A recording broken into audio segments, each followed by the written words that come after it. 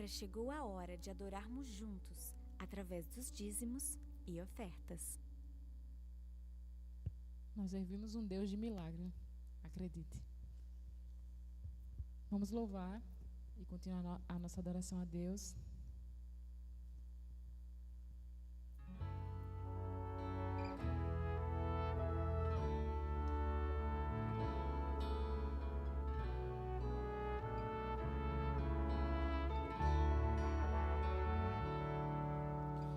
Quero entregar o meu coração. Toma, Senhor, em adoração. Quero entregar tudo que é teu. Todas as bênçãos provém de Deus.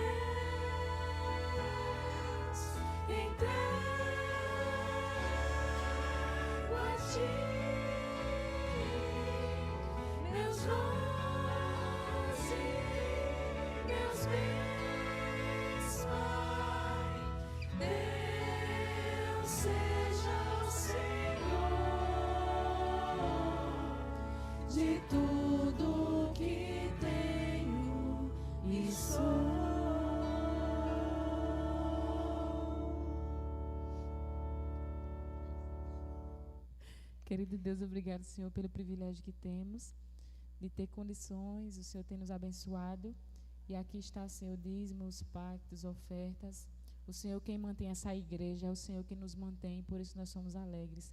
Que o Senhor nos ajude a ser fiéis a Ti, que isso agrada ao Senhor, meu Pai. Que o nosso coração ele seja cheio de gratidão e não de egoísmo, de desconfiança, mas que possamos reconhecer que o Senhor é o Deus da nossa vida e que tudo que colocamos aqui é para agradecer, Senhor, e reconhecer o que o Senhor é e faz por nós. Que possamos fazer a cada dia mais, porque isso ainda é o mínimo comparado ao que o Senhor já fez e faz por nós, meu Pai. Permaneça conosco e nos abençoe, em nome de Jesus. Amém. Amém.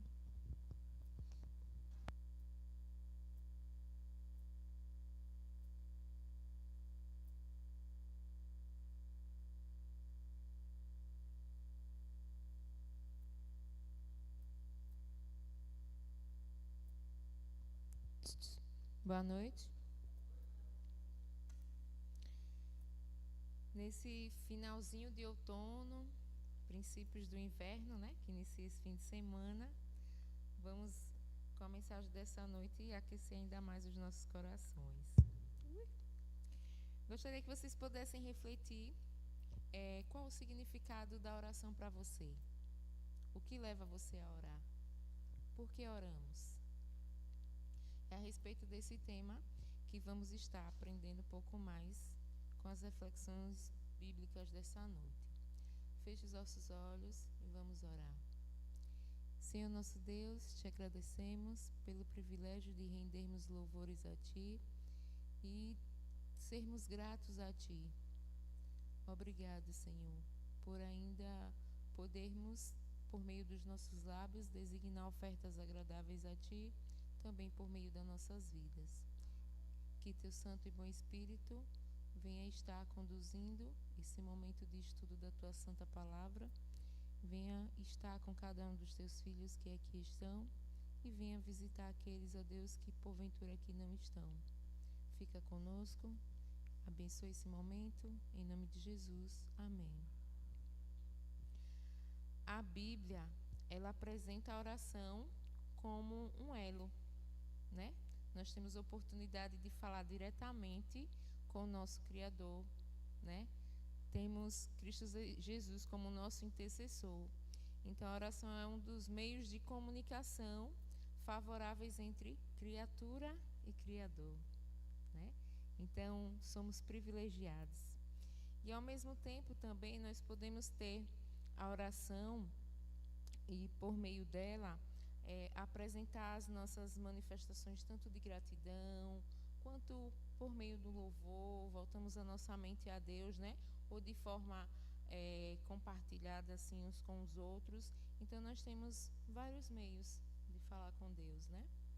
E também, por meio da oração, nós pedimos, agradecemos, apresentamos a Ele angústias, inquietações, né? Assim como também direcionamos a Ele o nosso louvor, né? A nossa confissão e muito mais, né? Então é maravilhoso assim esse poder que a oração tem, né? E algo incrível é quando a gente pode orar por alguém e ainda que seja de forma mental, Deus ouve, Deus atende, alcança a pessoa em um lugar às vezes tão distante, às vezes até mesmo perto, mas a pessoa nem sabia, né? E assim, é um elo, como disse no início, né? Então, uma das grandes lições que aprendemos com a oração é por meio de Jesus. O próprio Jesus, em algumas passagens da Bíblia, por questionamentos dos seus discípulos que pergunta para ele como orar. Então Jesus dá aí um segmento de como orar, né? E aí uma das dicas é orar com sinceridade e com intencionalidade, assim como fazia Jesus, né? Em seus momentos de oração, Jesus ali, ponto a ponto, ele tinha intencionalidade, né? Ele tinha suas orações objetivas, né? Que era salvar, curar, né? Dar esperança. Então, quando nós nos voltarmos para a oração, que nossas orações também sejam direcionadas, intencionadas, né? Com objetivo, com a finalidade. Tipo assim, se vamos nos alimentar, oramos agradecendo pela alimentação e geralmente pedindo que Deus abençoe e proveja para aqueles que não têm, não é isso? Se vamos dormir, oramos a Deus agradecendo pelo dia e pedindo uma noite de sono abençoada. Então, oramos com intencionalidade. E o nosso texto de reflexão está em Lucas capítulo 11. Abram aí as suas Bíblias. Iremos estar refletindo aí no capítulo 11.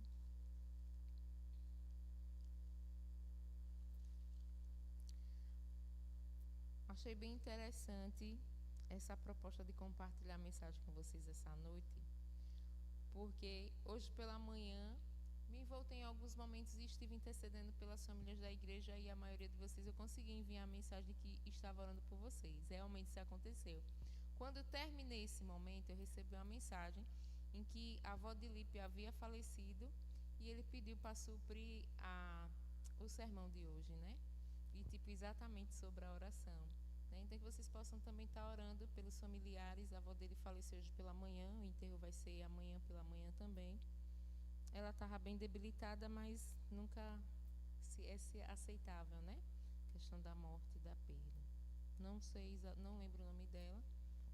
Talvez vocês conheçam. Então, por meio da oração, nós também exercemos a nossa fé. Lucas capítulo 11, Jesus ensina a orar. A partir do verso 1, diz: Um dia Jesus estava orando num certo lugar. Quando acabou de orar, um dos seus discípulos pediu: Senhor, nos ensine a orar, como João ensinou aos discípulos dele. Jesus respondeu: Quando vocês orarem, digam: Pai, que todos reconheçam que o teu nome é santo. Venha o teu reino. Dar-nos cada dia o alimento que precisamos. Perdoa os nossos pecados, pois nós também perdoamos todos os que nos ofendem. E não nos deixes que sejamos tentados. Até aí o verso 4. Então Jesus mesmo está aí ensinando a orar. E diante dessa oração, nós vemos aí o reconhecimento da grandeza do reino, né? Que venha o teu reino, assim como também a soberania do nosso Deus, a esperança do reino vindouro e eterno, né? E o pedido pelo alimento diário, para que nada nos venha faltar, né? O pedido de perdão, né? Que nós somos perdoados na mesma proporção que perdoamos, né? Então não tem por que pedirmos, esperemos que outro perdoe, se nós não perdoarmos primeiro, né? E também só obtemos o perdão de Deus quando perdoamos o nosso próximo, né? E por fim, que não nos deixe ser tentados, né? Mas aí nós sabemos que Deus permite circunstâncias na nossa vida, porém Ele sabe o quanto somos capazes de suportar, não é isso? Então aí ao final do verso 1, os discípulos fazem esse pedido ao Senhor, que Ele ensina a orar. Então Jesus nos dá aí essas palavras como modelo, né, diante dessa oração. E esse pedido deixa um espaço aí para a ação de Deus também em nossas vidas, né? Passando aí para o verso 9 adiante, verso 9 e 10, diz assim, verso 9: Por isso eu digo, peçam e vocês receberão, procurem e vocês acharão, batam e a porta será aberta para vocês, porque todos aqueles que pedem, recebem, aqueles que procuram, acham, e a porta será aberta para quem bate. Então Jesus nos ensina a irmos a Ele, a buscar a Deus. Se pedirmos algo, Ele nos dará. Se procurarmos, encontraremos. Se batermos, a porta será aberta. É promessa divina, né? Deus atende, Deus nos ouve e atende conforme Ele vê que é o melhor para cada um de nós, né? Ele sabe alinhar o que Ele vê que é melhor, né? A vontade e a bondade dEle, a nossa necessidade, a nossa realidade, né? E voltando aí para o verso 5, segue assim: Então Jesus disse aos seus discípulos: Imagine que um de vocês vá à casa de um amigo à meia-noite e diga: Amigo, me empreste 3 pães. É que um amigo meu acaba de chegar de viagem e eu não tenho nada para lhe oferecer. E imagine que o amigo responda lá de dentro de casa: Não me incomode. A porta já está trancada, eu e minha família já estamos deitados, então não vou me levantar para lhe compartilhar os pães. E Jesus disse: Eu afirmo a vocês que possa ser que ele não se levante porque é amigo dele, mas certamente ele se levantará por causa da insistência dele e lhe dará tudo o que ele precisar, né? Então aqui Cristo representa esse suplicante para que pudesse dar. Ele precisa obter o pão, senão como é que ele vai suprir a necessidade daqueles que chegaram na sua casa, né? Então, embora o vizinho não queira demonstrar-lhe por suas palavras grossas que está sendo incomodado, o amigo ele precisa ser auxiliado. E finalmente seu desejo é satisfeito, né? Do mesmo modo que os discípulos deveriam solicitar assim as bênçãos de Jesus, né? As bênçãos de Deus, e insistir em sua petição. Deus, ele sempre supre as nossas necessidades, né? E ele sabe do que nós precisamos.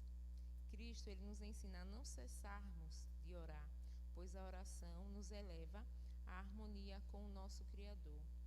E porque já faz dias, anos, que eu venho orando por tal coisa e minha oração não foi respondida. Será que é porque eu não tenho fé? Será que é porque Deus não gosta de mim, não me ama e que não vai passar do teto? Não. Às vezes a forma como estamos pedindo não é o melhor. O que estamos pedindo não seria algo bom para a gente, né? Às vezes nós precisamos... Repare que, não sei se já aconteceu com vocês ou vocês já chegaram a essa conclusão. Às vezes pedimos ou queremos muito algo e não temos essa resposta de imediato. Com o passar do tempo, depois, de certa forma, adquirimos uma maturidade física e espiritual maior, nós vamos dar aquele estalo assim: agora eu entendi, Senhor, porque o Senhor não me permitiu tal coisa, ou porque me livrou de ir por tal caminho, de tomar tal decisão, né? Foi por cuidado, foi por amor, foi por livramento.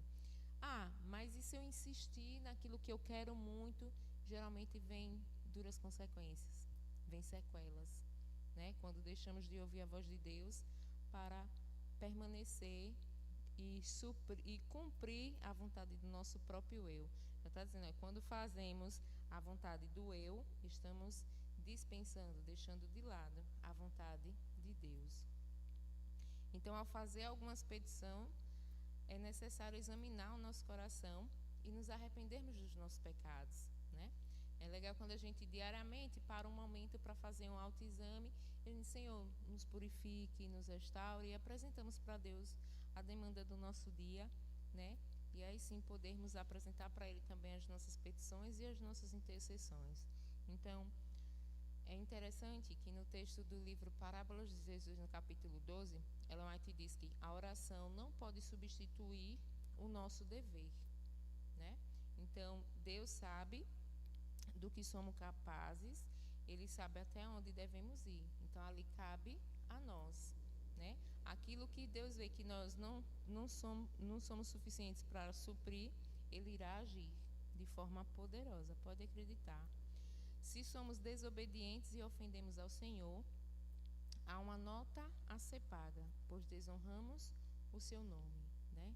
Então, é legal quando a gente tem essa questão de fazer um autoexame diariamente por tudo que falamos, pensamos, né? Planejamos durante o dia e colocarmos diante do Senhor, né? Porque para que venhamos evitar ofensas ao nosso Deus, assim como desonras ao seu nome.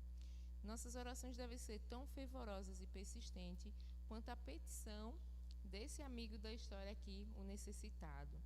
Então, nós vimos aí, né, o resultado no verso 9 e no verso 10.